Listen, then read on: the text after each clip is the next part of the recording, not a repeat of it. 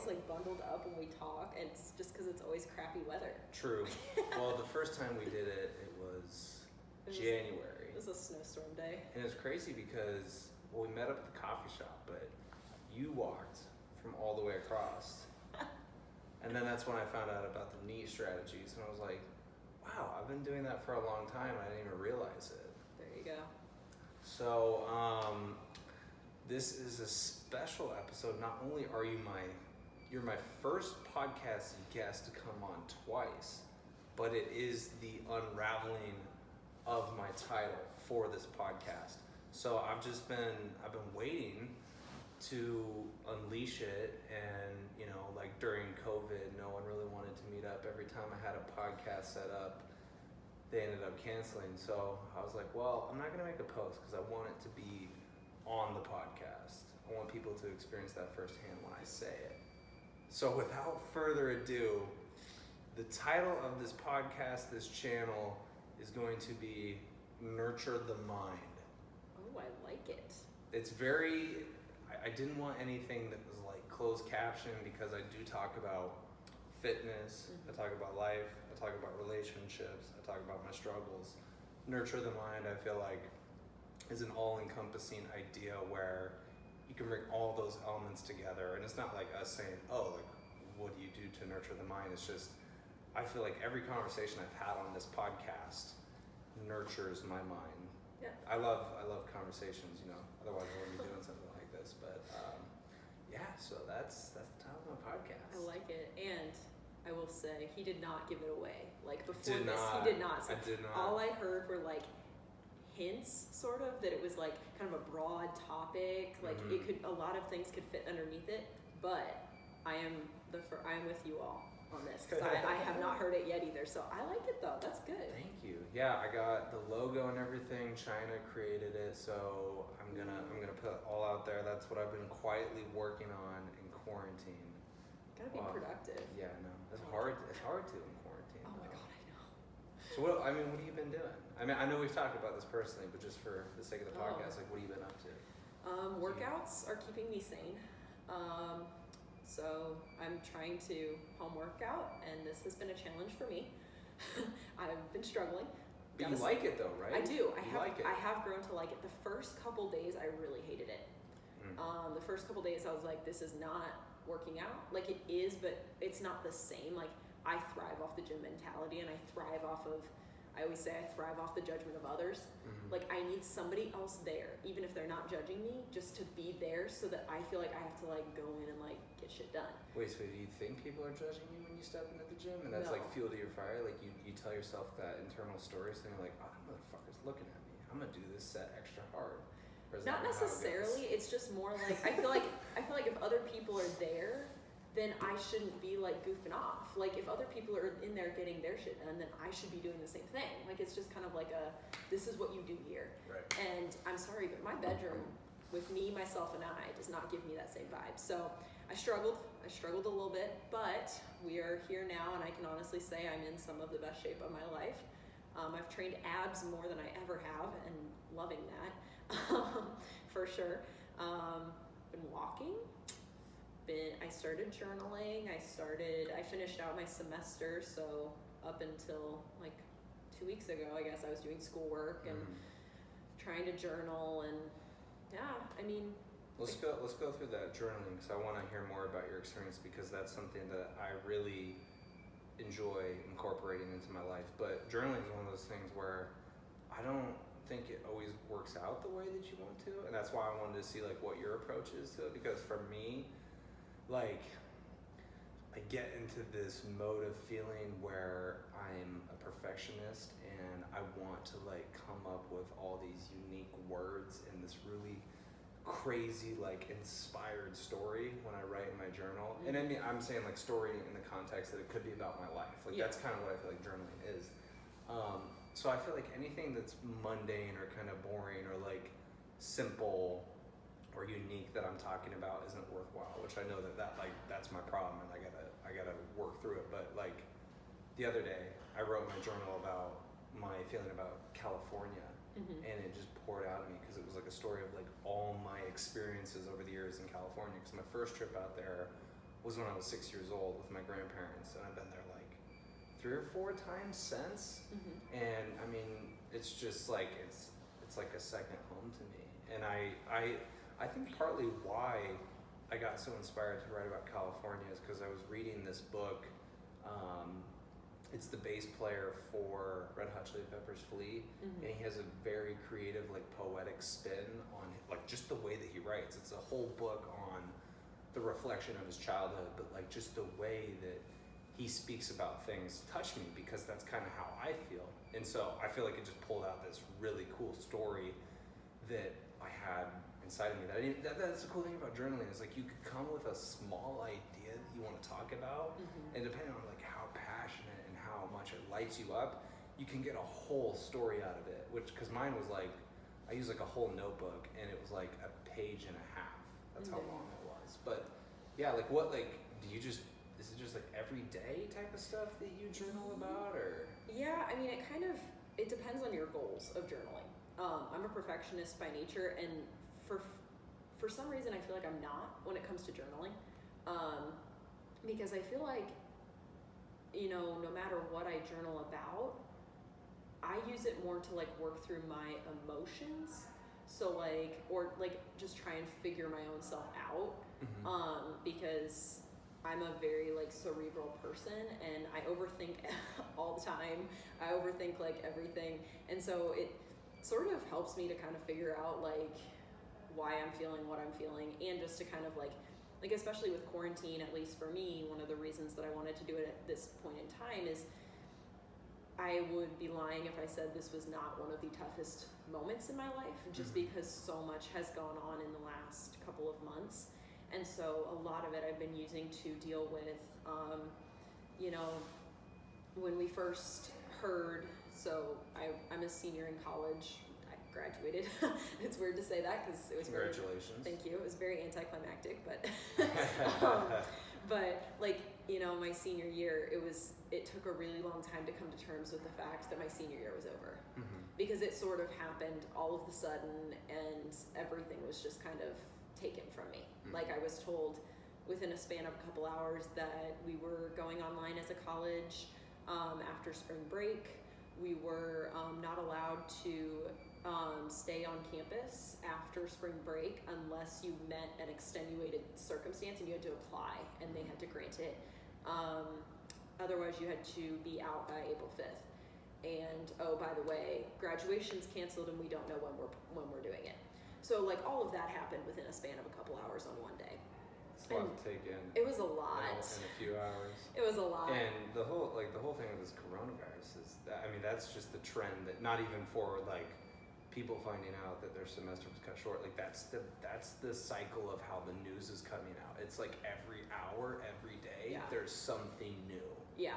And it was really frustrating, and I'm not gonna lie, I was probably the angriest, most upset person I have ever been in that couple week span. And so I just feel like during this time in my life, a lot of things have, I don't wanna say, like, okay, this is gonna sound really negative, and I try to be a positive person, but a lot of things have not gone my way. Yeah. Like, I just feel like it's just. Are you saying this during this quarantine time? Yeah, just kind of like, you know, I feel like I get a handle on one thing, and then something else comes, and I have to deal with that. And I definitely have had my days during this whole experience where I break down and I say, I want things to be easy again, because I am tired of rolling with the punches. I'm tired of looking tough. I'm tired of, you know, just being happy, smiley, everything will be okay, everything will work out. And there have definitely been a number of days like that. So on days like that, I journal about, you know, kind of why I'm upset, what I'm upset about, like specifically, like, and I like go into detail, like, this is why I'm upset, and like, this is everything that's happened. And actually one thing that I did, and if you journal, I would encourage anyone and everyone to do this.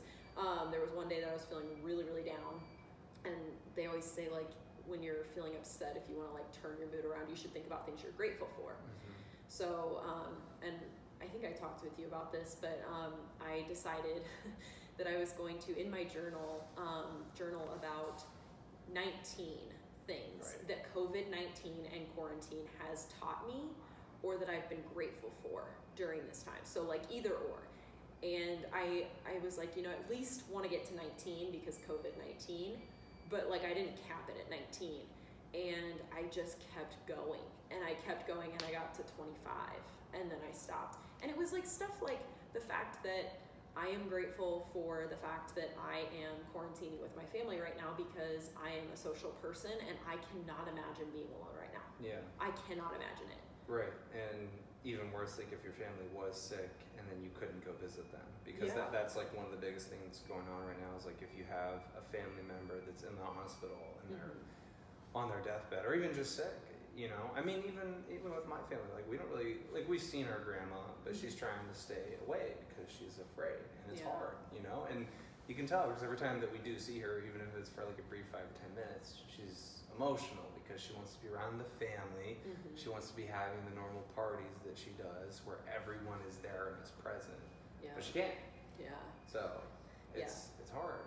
But I mean, that's just kind of like what I've been journaling about, just kind of in general. It's just like what I'm feeling, why I'm feeling, and then just kind of like, I don't know, I feel like this is going to be something that I will look back on years down the line when coronavirus is hopefully not a thing, or if it is still a thing, that we have a vaccine, and it'll be something to look back on, and something for me to show my kids one day that, hey, this is what it was really like to live during a pandemic.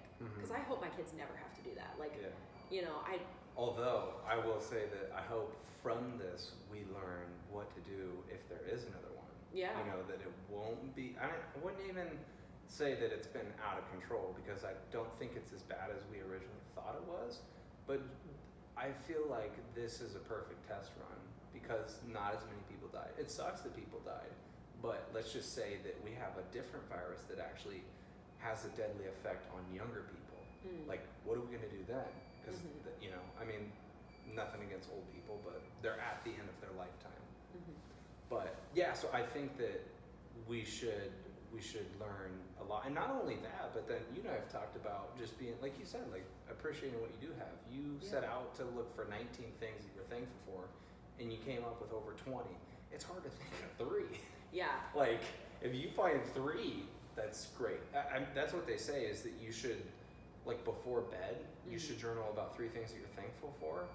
And then usually, it's happened a few times with me where I would do that, and then the next morning I wake up feeling appreciative and grateful.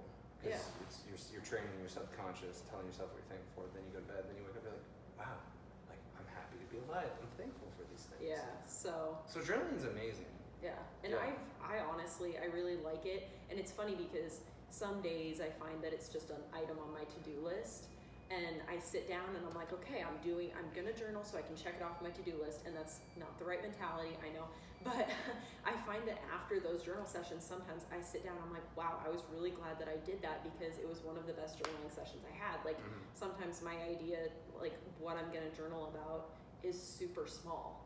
And super, like, it seems like I could get maybe half a page. And I think that's another thing with journaling is, one thing for me is I'm not big on length. I don't care how long I journal for time-wise and how long I journal for page-wise. As long as I sit down and I do it. So you have 2 sentences? So most of the time, I mean, the thing is, like, I can sit down and, like, I'll be like, oh, today, if I get half a page, that's okay. It's not a big deal if I journal and I get a quarter of a page. That's okay because I sat down and I did it and I thought about it. And usually, like today was one of those days where I was like, I literally just want this whole quarantine to be over. Today's one of those days where I'm gonna throw myself a pity party and like be sad. Doesn't help that the weather's kind of crappy too. I know. The days with the sun, I feel like more excited about the smaller things. Like 100%. a cup of coffee. 100%. But like, today was one of those days where I was like, if I get a quarter page, I'm gonna be happy with that. And I turned out, I mean, I write in this like little journal, so like my pages size is different than yours, but like I got through 2.5 pages. So like usually I just set out and I'm like, I mean, you know me, I could talk forever. I could just like keep writing and I write about like, as I'm journaling, things will come to mind and I'm like, oh, I could journal about that too, like it's just whatever I want to word vomit on a page. Yeah, I mean that's really how it is, and I don't know, like there's just something so mystical about it. especially if like, for me, that it's always trying to be something creative, like a creative story. And sometimes like I just amaze myself by the words and the structure of sentences, how all like cohesive they fall together. It's weird how that all forms, because I feel like it's not me. Not like I'm saying like I'm being possessed by creativity, but I feel like there's an interaction with creativity where like it's partly me, but it's partly something else, and then these words come together so beautifully. Because then this year I started doing like not poems but poetry, and again, like sometimes they don't come out the way I want them to, or like I'm a little unsatisfied, but usually like when I don't have any expectations going into writing, that's when the most beautiful shit comes out. And more specifically, when I was talking about a lot of the things that upset me, like my pain of failed relationships, those were some of the most interesting writings I had ever had. And you get done, I mean, that's what I'm saying, is like with journaling, it could be any form. It could be something that's mundane. You could be talking about like the anxieties of the day that you're having, how upset you are with Corona and how long it's been going on. It could be a creative story that, you know, you're kind of making up from your imagination. It could be anything. But it is so freeing, and it's hard to get to every day. Like, I'm surprised that you do it every day, because I gotta take breaks. I'll be like, you know, I'm just not really feeling it today, so we'll try again tomorrow. Yeah, and I mean, I think part of it is just I'm a creature of habit, and so I've built it into my morning routine. Is it the first thing you do in the morning? No, I mean, do you want my actual morning routine? Go ahead. Okay. We can compare. Wake up. I should make my bed right when I wake up, but I don't. I do it later. I do make my bed, but I wake up. Usually, I go to the bathroom, and I'll like wash my face to kind of like wake myself up. I'll drink my 2 glasses of water, and then I'll go downstairs, get my coffee and breakfast ready, and I'll eat my breakfast, and then I'll come upstairs and drink my coffee while I journal.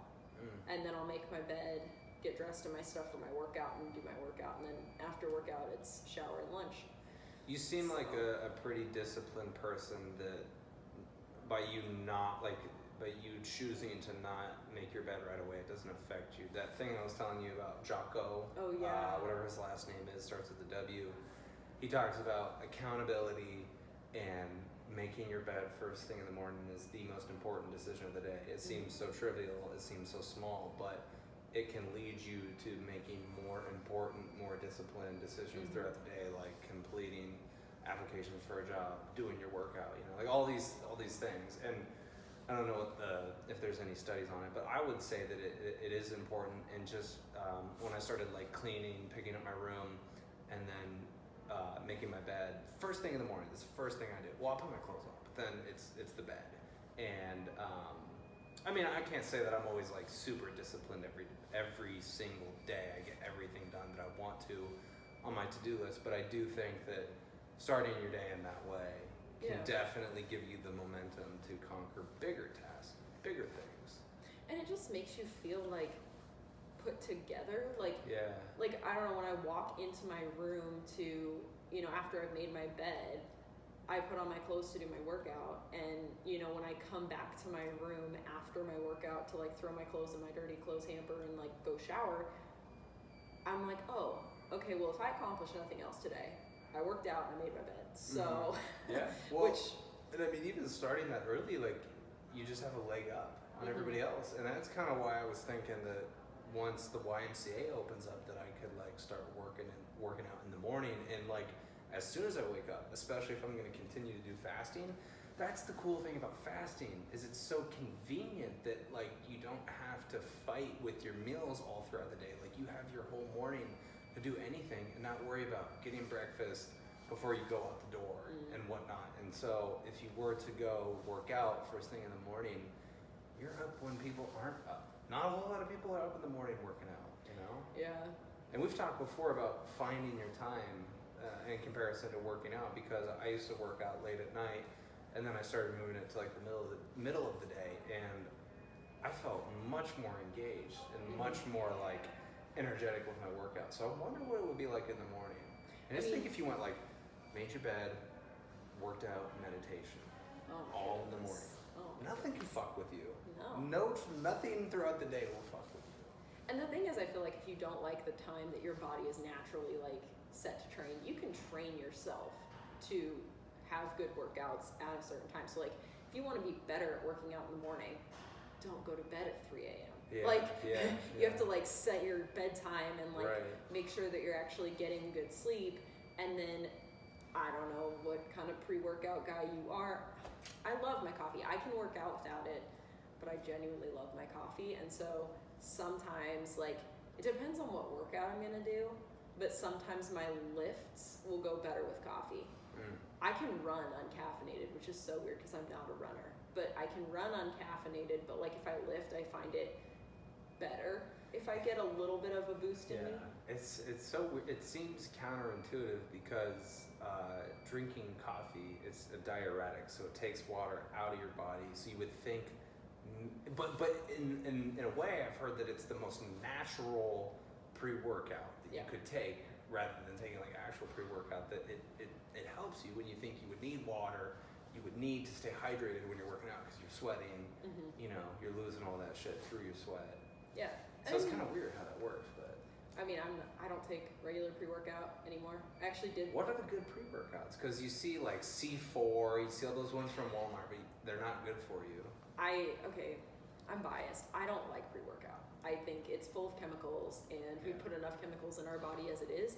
And I feel like you can get caffeine from better sources: coffee, green tea, black tea if you're into that. You know, like I feel like, and there are different like natural energy things. Like I know Arbonne is a brand that you have to like be connected with somebody, but like they have a powder that has green tea in it, and it's basically like it's like a fizzy powder that you add to water, and it like it's pretty clean in terms of ingredients. It uses green tea as energy and all of that, but it like gives you a boost. And I feel like it's better to be on those. I know a bunch of people are on pre-workout and they love their pre-workout. I don't know. I did an entire post on my fitness Instagram about supplements because it's passionate about it's that. good knowledge to have because you wanna take the good supplements. You don't want to take the shitty supplements. I think the big thing with supplements is read the nutrition label and make sure it is NSF certified. So NSF is a governing organization. The supplement industry, for those that don't know, is unregulated, which basically means that the FDA does not like make sure that the companies, what they put on the nutrition label is actually what's in the product. So you can actually find like a bunch of junk in products that isn't on the label because they're not tested. So there are governing bodies like NSF that go through and test certain brands to make sure that what's in the product is what's on the label, nothing else. Everything that's on the label is in the product. Yeah. And so I feel like those are the safest in terms of like, especially for athletes, like NCAA athletes. If you are subject to drug tests at any point whatsoever, you need to be on a supplement that is tested so that you know what's in it. That's what I heard, because I can't remember if it was like a UFC fighter. I want to say John Jones that got tested, and I don't know if it was because of the pre-workout, and he had gotten suspended a few times before, so I think that's why like they took it to that extreme to suspend him. But he had taken a pre-workout, and there were like very small traces of something in there that got him to test positive on the drug test. But the weird thing about whatever this substance was, or whatever type of chemical or whatever the hell it was that was in that, it would fluctuate. Like you could do a test on him one time and it would like show up just prevalently, like all alarms going, like, oh my god, he failed his drug test, and then the next time you test him, it's gone. Yeah. But it fluctuates, like it stays in your body for a while, and so it can just like flare up sometimes, and then it can disappear. Yeah, so I feel like if you're looking at your supplement, make sure that it's tested. You can actually go on NSF's website and like search products that are tested. So you could literally go on NSF, type in pre-workout, and it will bring up all of the brands that are NSF certified.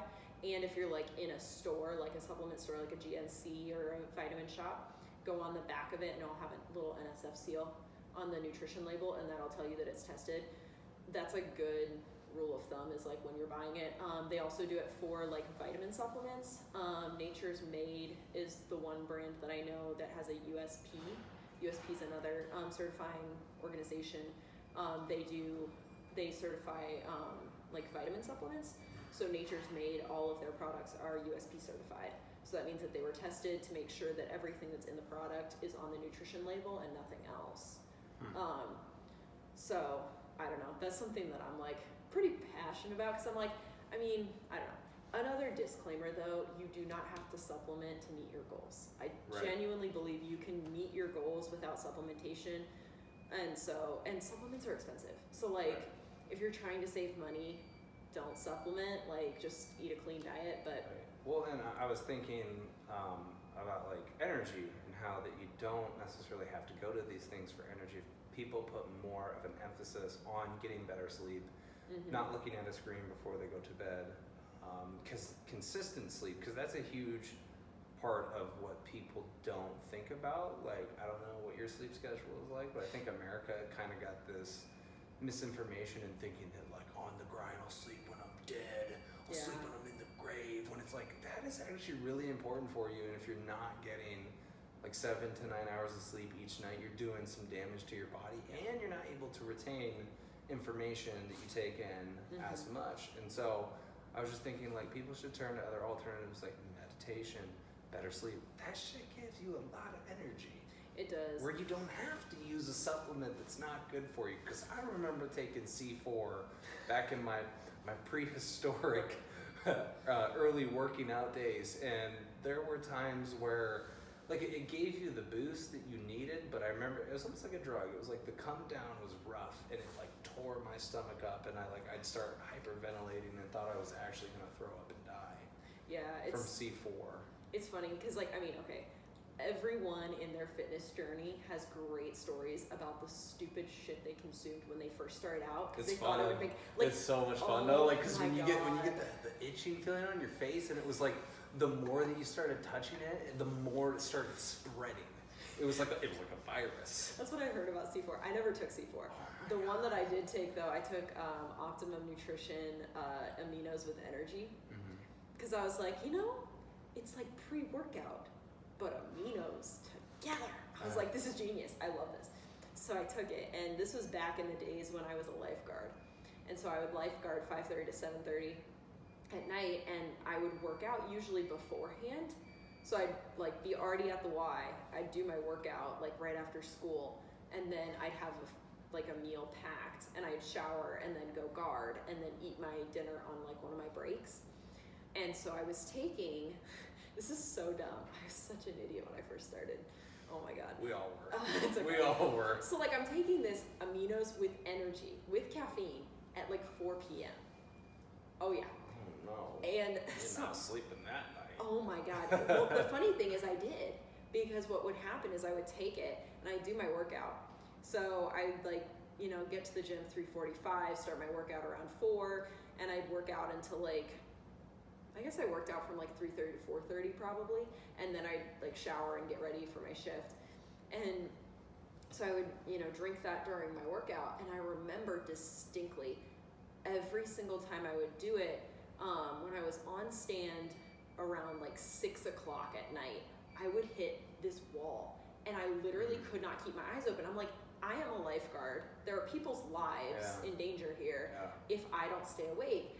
And seriously, it was so bad. And I remember when I cut it out, I was like, oh my God, this is a problem. So I decided to get aminos with no energy, just straight up BCAAs. And I remember, oh my goodness, I had the worst withdrawal. I had full-on withdrawal from it. And I was like, oh my God, this is so messed up. So if Optimum Nutrition Aminos with energy works for you, fantastic. I will never be taking them again, even though they are available literally everywhere. Yeah. But yeah, no, that's. Would you jump into the water to wake yourself up when you felt yourself slipping? No, You're let's jump in some ice water. I'd chug water. I would chug water because I was like, okay, well, not only is this gonna this act of doing something gonna keep me awake, but then it was also then I'd have to pee. And the fact that I had to pee would keep me awake. Right. Yeah. So I was cheat the system. Oh my God, no! I will never ever take that stuff again. Have you ever heard of 5-HTP? What? I think I have. It's in Turkey, and so you know how at Thanksgiving everybody eats turkey and then they get tired afterwards. That's what 5-HTP does for you. And I think it's in some way it helps like stabilize your serotonin levels, and so but they have supplements for it now.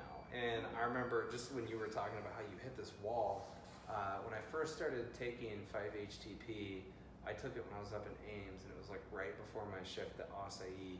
And so the effect that 5-HTP is supposed to give you is to calm you if you have like any moderate or extreme levels of stress, like obsessive thinking, it'll just kind of slow you down and relax. And I can't remember when my shift started. It was probably like 5 p.m. and so like the sun was just setting, and I was like sitting in the apartment, and we had our screen door open so you could feel the breeze coming through, and you could hear all the geese out in the pond. I remember I took the 5-HTP and I just kind of sat down in the kitchen. I was like looking out there. I was like, man, I feel really good right now. I was like, I feel really calm. And then I drove to work. And so I didn't realize that while taking 5-HTP, you're supposed to take it before bed.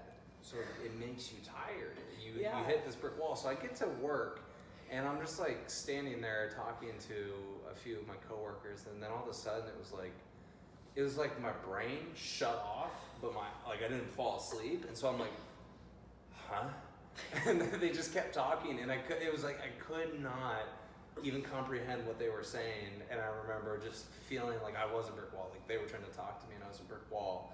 And somehow I got through the shift, and then I realized, oh, you're not supposed to take that like when you have to go to work or just like in the daytime.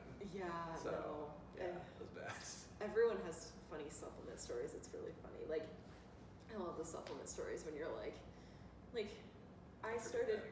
I mean, I did. Okay, this is so stupid. I like regret this. Well, maybe I don't. But when I first started working out, I was like brand new to working out. Like, I'd always been active, but like when I first started like going to the gym to like do a workout, like normally my activity was like sports growing up. So when I first started like actually working out, I remember I got really into fitness, and so I was doing like research by watching like fitness influencers on YouTube. And I saw some things about like various supplements, and I was like, oh, I should try some of those. Like, those look kind of cool. You know, I'm a dingus. I'm in high school and didn't decide that research was a good thing. So I decided I was gonna try creatine. I'm a female. And like I did know this. I will give my previous self props. I did at least know that creatine dehydrates the crap out of you, so you have to drink a ton of water when you do it, because you can like seriously do like damage to yourself if you don't, like kidney damage. Because is creatine good for you, or you just have to be careful with your water intake? It's not bad. It depends on your goals. Creatine gives you sort of a mini bulk because it leads to water retention.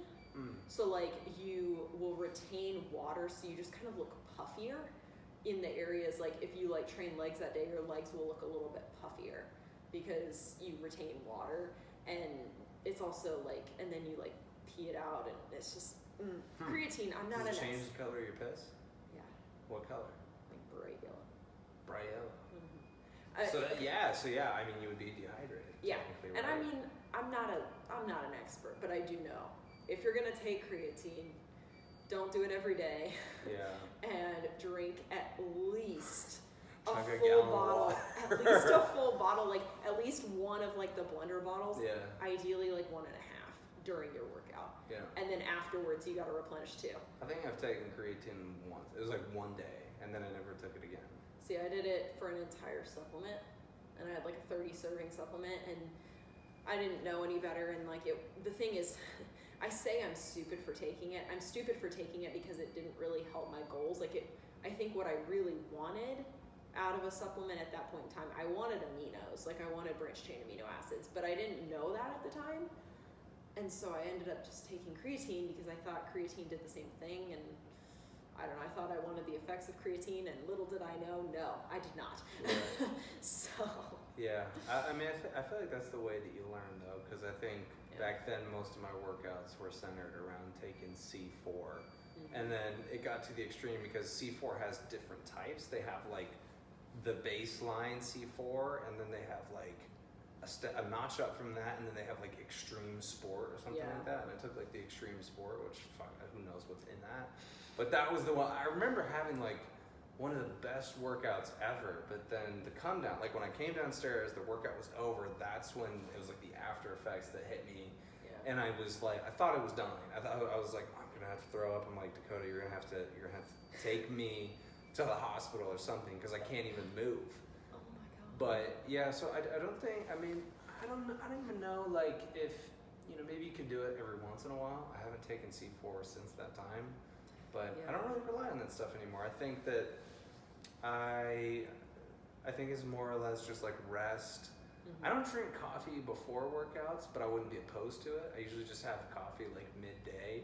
Mm-hmm. So that'd be interesting to see, like, if I started working out earlier in the morning when I'd have to drink my coffee, because I like drinking my coffee kind of like when I'm settling down, or like I don't have a whole lot to do. That's why I think it's really good with journaling, you know, because you kind of get like the fumes, and then it kind of like opens you up. It like opens up your senses. It like unclogs the arteries and these pathways in your head, and then you become more creative. Yeah, and I mean, it depends. Like I go in spurts depending on kind of what my schedule looks like. Normally, if I work out in the morning, I don't have coffee beforehand, and I can lift without coffee. I mean, I like it sometimes. Like if I wake up and I'm really dragging, sometimes I'll do like a little bit. Like I'll do like a couple sips of it and then like finish it when I get back. Because usually I use coffee as my reward for being done with my workout. Like after I like shower, I'll like sit down with my breakfast and my coffee, and I'm like, okay, life is good. But like if I do like an afternoon workout, I've had my morning coffee. And so usually I can go uncaffeinated for that one. Like I can just like go. But like there were definitely days, like on a day like today where it's like kind of rainy, kind of gross, like if I were feeling low in energy, I would have a second cup of coffee as my pre-workout before. I don't do that all the time. I only do it like when I need it, but usually, yeah. I think days like these, coffee is like the additive that gets you through the day. Yeah. Like coffee always helps those moments, and it's so crazy because it's a liquid.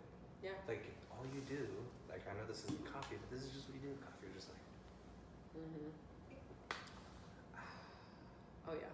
Well, why is this so important? Because I'm infatuated with coffee. It's not just coffee. It's like what you decide to do with coffee, like the way you hold the mug, how warm it is, the creamer that you put in, the conversations that you have with people while you're both drinking coffee. Like it like just adds another layer of consciousness that's like that. I think that like it just makes me so excited when I have it. Oh, same. Like, I was talking to my dad about this actually the other night, because my dad and my sister both, caffeine does nothing to them. So like they can have coffee at like night. Oh. Caffeinated coffee does nothing to them. They have no effect. So like my dad loves coffee, but he doesn't need it every day because it doesn't actually do anything to him. It's just kind of like he likes the taste of it. So, ooh, that sounds good. So like, you know, with the whipped coffee trend, my sister is not a coffee person, but she likes whipped coffee. And she got my dad to make it. So my dad made some, and last night he was having some, and he was mixing it, and I was like, you know, there's some times where I'm like really happy that coffee works for me. But the thing is, like, I don't know, like, I genuinely enjoy the taste of coffee. Yeah. Like there are some times where like I will drink it just because I want the taste of it. Yeah. Like sometimes like I'll be like 3 p.m. sitting down. This has been my like usual thing during quarantine, is like around like 2-3 p.m. I'll like find a good book. Yeah. And I'll like, usually on days like today, I'll like find a good book and I'll make myself some green tea or some coffee to like a warm beverage to like sip on while I read it. When I have coffee, it's not because I need to stay awake. It's literally just because I like the taste of it. Yeah. But yeah, I don't think I ever really use it for like an energy boost, and I don't even know if I really notice it when I do drink it. I think it's become an ingrained pattern that even in like when school was still going on, I found it challenging to sit behind the screen for like long periods of time and get work done. But when I had the coffee, kind of like with journaling, is it like it tricked my brain into wanting to do the work. Yeah. And like it just added, I don't know, maybe it did add energy, but I guess it just psyched me up more to like sit down and try and focus and grind out the work.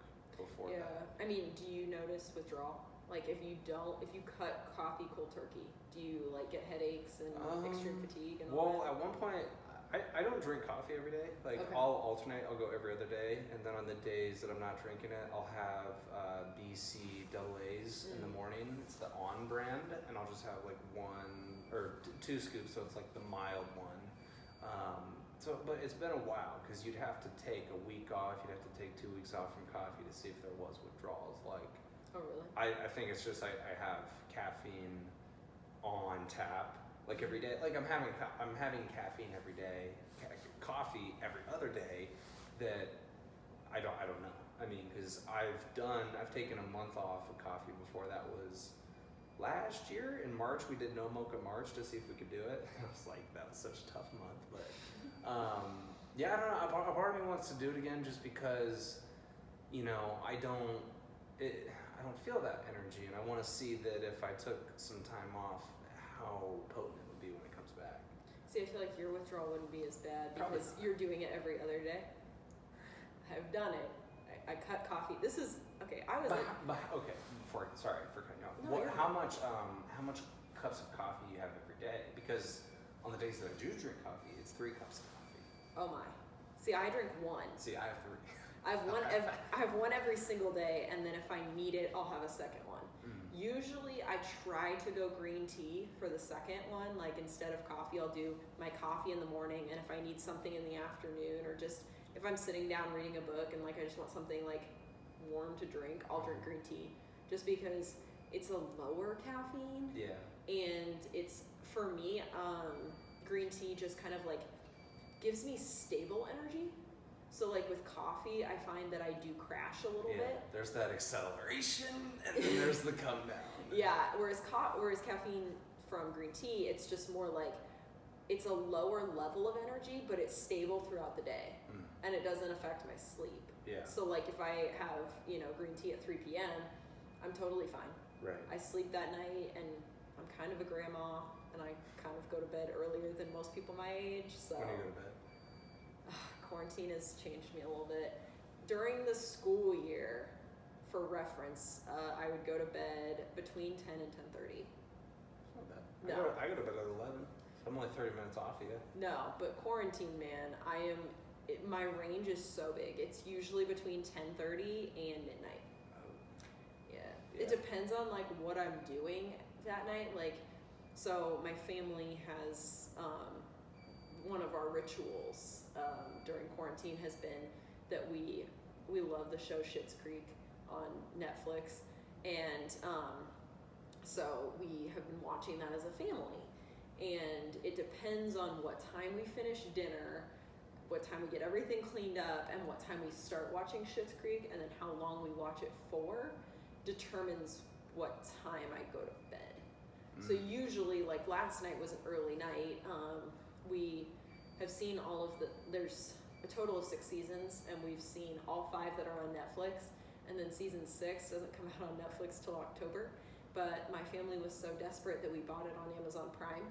And so now, because it's the last season, we're trying to like savor it. So we're only watching like 2 episodes a night, which is like so much less than when we were. Wait, so how many episodes are there?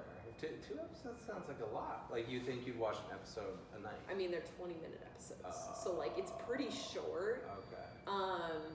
But we're trying to like savor it. So like last night we were done a lot earlier than we normally are because we finished dinner early, and we were done watching Schitt's Creek last night by 9, which is like, I guess it was like 9:15, which is pretty early. So then that meant that when I went to bed, usually I like get ready for bed, and then I'll like lay in my bed, and this is so bad, but I do like watch a screen. Oh, no. I know, it's you have so bad. such a good morning routine. I know. Look at your your bedside routine. Okay, my bedtime routine is kind of crap, but like, I enjoy it. I've mastered the bedtime routine. I put my phone away 2 hours before bed, and I'll do like my planks. I'll do like the plank. I'll do the side plank on each side. I'll do some stretches, a little bit of yoga. After I bought that kettlebell and the ab wheel, I've incorporated that a little bit. And since it's 2 hours before, I'm not really getting sweaty. I'm just doing like a little workout, and I think that it's not going to like keep me up before bed. No. And then I write my schedule for the next day, or like a proposed schedule. I try not to be too strict like I used to, and then I'll have a to-do list of things that I want to get done. And then I read. That's how I finish my night. Is I'll read for like an hour, 45 minutes, and that usually coasts me into bed. It gets me tired, and I don't do it in my room. So then that way, I've not made the association to have it in my room. So then like I get tired, and I'm like, all right, it's time to go to bed. I walk upstairs. Bed's already ready for me, everything, and then I just jump in to go to bed. See, that's my goal. Oh, and I walk outside. I'll do a lap around my neighborhood. There you go. And I talk to myself. That's my goals. Like, you Is know, that like, weird? no, I like, talk to myself. no, like I wish, oh, I do that all the time. I wish I had like a good bedtime routine that like was maybe more healthy than the one that I've developed, but I think it's definitely improved the quality of my sleep. And so I think, although I think a morning routine is just as important to not like check your phone as soon as you wake up, I think bed might be even more important to get yourself in that rhythmatic flow before bed, because although like my sleep fluctuates just a little bit, like when I have to wake up in the mornings, I go to bed a little bit earlier. I'm trying to get them close together so there's not much of a gap on the difference in times when I wake up when I'm working versus when I'm not. So now I'm getting up even earlier on the days that I don't work, but usually I'm tired by a certain time, and it's like I've made it like a pattern that my body's like, it's time to go to bed. see, I need to get better. Like, I'll be perfectly honest. I'm a pretty healthy individual. I have the world's largest sweet tooth, but like most of my life, I'm a pretty healthy person. But I will be honest, I definitely kind of suck at the nighttime routine. My morning routine hasn't been great in the sense that I have been like starting by checking my phone. Usually it's because I'm looking at my email to see if I got anything from a job. But see, here's the problem with that is because when you start your morning checking your phone, whether it be for notifications from other people, whether to see what's going on Facebook, coronavirus update, did they send me that email? You're adhering to other people. You're not getting your shit done before trying to hear back from other people. So that's something, and I don't always succeed, but my morning routine is to, like, I'll text people back, like, especially if I have plans or whatnot. Like today I didn't have work, so I was checking my phone a little bit, but try to not check social media, try to not check my emails until noon. Like, those two things are forbidden, because if I start checking them, there's a good chance that I won't, or I'll get into a routine of like 20 minutes where I've just been scrolling through my phone, and I'm like, oh my God, tired. I'm not good at it, and I have like so many areas that I can improve upon, but I also, one thing I learned in my health psychology class is that if you try to change too many things, like too many habits and too many behaviors at once, you're not going to be successful. Yes. And so I'm like, okay, well, once I get journaling down, and I'm like doing the whole like, we've talked about like trying to check my phone less during the day. Yeah. And I've gotten a lot better about that. Like, most of the time I leave my phone upstairs in my room, and like I'll go downstairs, help out with dinner, we eat dinner, and then last night we went on a walk after dinner. Yeah. And most of the time, like my phone stays up there the whole time, or I found that like I discovered this is so random. I discovered this giant book of word searches. I forgot how fun word searches were. Oh my goodness, I do like 7 of them a day, I swear. And it's a pretty big book. It's probably good for your brain. Yeah, so like I'll leave my phone upstairs and I'll go down and do a word search. I will say the word search topics that they came up with for this book are very creative. Like cuts of meat is one of them. I learned a lot. I did not know some of those existed. But like, I don't know, it was fun. So yeah, so like, I don't know, I've tried to get better about like that kind of thing, but yeah, morning and nighttime routine. Yeah. They need to get better, but they also just, I don't know. I think my morning routine will probably come first because it's the smallest change. Mm-hmm. And then my nighttime routine will be hopefully something that I can change at some point in the near future. Well, that's an important note to make a message of. And that would be my advice, because my sleep schedule and my sleep routine and all that I do encompassed into 2 hours did not just unfold like that in one night. It took, like in January and February, I I was not as good, and there would be time, and then I think more or less like in November and December, I was checking my phone a little bit more before bed, and I was getting terrible sleep, and I was so anxious that I'd wake up at 6 in the morning, and then I'd have work, and I was so anxious, and I felt like I didn't get any sleep the entire night. So it is a process, and that's the important thing to note, is like just do little tweaks, you know, even if it's throughout a week, you could see how much you could get accomplished. And that's why we were talking about like trying not to check the phone as much. That was my advice, is like push the limit, because you always feel like that tug, or like there's some magnetic force in your phone where you're like, I gotta check it, you know, what are people saying? And that, but you know, if you can challenge yourself, like if there's always that certain point where you feel that, like you feel that loneliness or whatever typical feeling or emotion it is that makes you want to check it, challenge it and then push it further, and then you realize that you don't have to check it as much. And so then, you know, now it's like rarely ever, I wouldn't say rarely ever, because again, I still mess up, but I'm more successful at getting to noon, not looking at social media and not checking my emails. And like I told you when we first pulled up, is that I think I'm gonna get rid of social media on my phone. I can still check it on my computer. Obviously, if I have to make posts for the podcast, I'll do it on here, and then maybe I'll download the app on my phone just to make posts. But you know, so it's like hacking. You know, like you can do things that are intentional, and then you're going to be more successful in your efforts to try and change this habit. Yeah. But you know, there's always a fine line, especially with social media. Is like you want to be in tune, you want to see what people are doing, but then there's sometimes where I look on there and I just get pissed at what I see. So I'm like, you know, like I'm like, why am I worrying? I mean, that's one thing that like I don't even look at news. Like I honestly try to stay away from the news. And I mean, every once in a while I will look at like the latest updates just to see like what is actually open and what's not, and just kind of like every once in a while I'll try and get like the lay of the land, just like a little bit. Like I'll find one article or something that kind of gives me like, this is what is current, this is what we know currently, and then I shut it down after that. And I'm like, because the thing is like for your mental health, like just reading that is so depressing. And well, and then even just like with social media, or like, if you're getting all your news, which a lot of people are getting their news from Facebook, Twitter, whatever it is, you know, like that's so much information to consume and to decipher all in a day's notice. So, I think that's a good idea. Is like you have to have a cap off where like you just shut that shit and don't look at it.